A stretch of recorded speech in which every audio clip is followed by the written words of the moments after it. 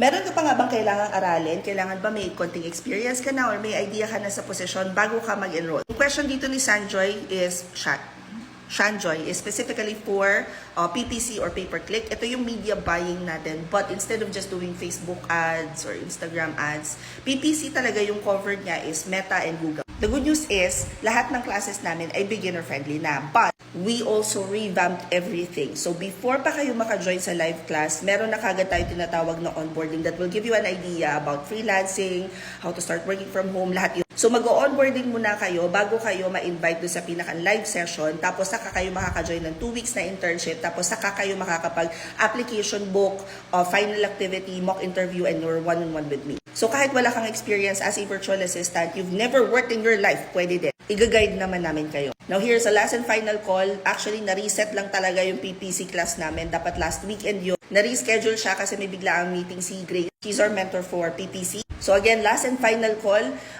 Magko-close na yung form ng media buying class natin, Wednesday, tomorrow at 12. If you guys wanna join, i-click nyo lang tong link sa bio ko. Pagkatapos,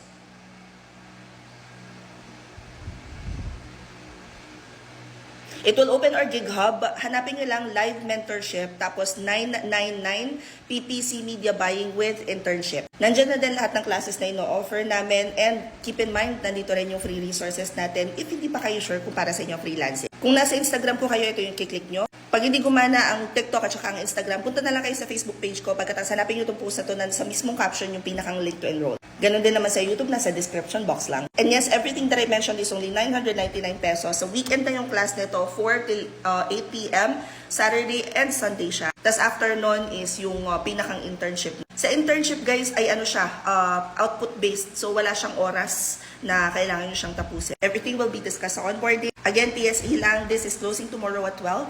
Hope this helps. Comment any questions you guys have about working from home. Follow for more work from home. Chismis tayo!